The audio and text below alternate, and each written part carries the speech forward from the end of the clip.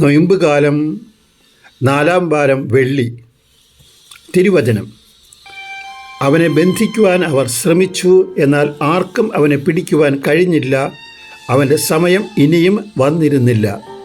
യോഹന്നാൻ്റെ സുവിശേഷം 7-ാം അധ്യായം 30-ാം തിരുവചനം. നൊയമ്പുകാലം ഒരു സമയമാണ്. മാനസാന്തരത്തിൻ്റെയും പ്രായശ്ചിത്ത പ്രവർത്തനങ്ങളുടെയും സമയം. ഉയർപ്പിൻ്റെ സന്തോഷത്തിൽ പുതുജീവിതം ആരംഭിക്കുന്ന സമയം. യേശുവിൻ്റെ ജീവിതത്തിൽ സമയം അഥവാ മണിക്കൂർ എന്ന വാക്കിന് പ്രത്യേകമായ അർത്ഥമുണ്ട്. ഇന്നത്തെ സുവിശേഷത്തിൽ കൂടാരത്തിരുന്നാളിന് വന്ന യേശുവിനെ യഹൂദർക്ക് പിടികൂടാൻ സാധിക്കാത്തതിൻ്റെ കാരണം യേശുവിൻ്റെ സമയം എത്തിയിരുന്നില്ല എന്നുള്ളതായിരുന്നു. യേശുവിൻ്റെ ജീവിതത്തിൽ സമയം അർത്ഥമാക്കുന്നത് പാടുപീഡകളോടു കൂടിയ മരണവും ഉത്ഥാനവുമാണ്. ഒറ്റവാക്കിൽ രക്ഷയുടെ അടയാളമായ പെസഹ രഹസ്യം.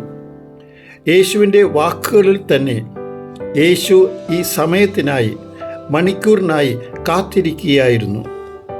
യേശുവിൻ്റെ പീഡാസഹനം ആരംഭിക്കുന്നതിന് തൊട്ടു മുമ്പ് തന്നെ കാണാൻ വന്ന ഗ്രീക്കുകാരോട് യേശു പറഞ്ഞു, യോഹന്നാൻ്റെ സുവിശേഷം 12-ാം അധ്യായം 23-ാം തിരുവചനം: മനുഷ്യപുത്രൻ മഹത്വപ്പെടുവാനുള്ള സമയം ആഗതമായിരിക്കുന്നു.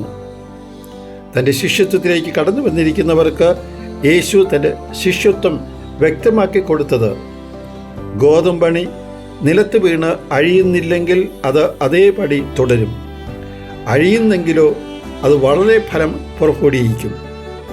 ഈ നൊയമ്പുകാലത്ത് യേശു നമുക്ക് നൽകുന്ന സന്ദേശം ഇത് തന്നെ: സമയം സമാഗതമായി.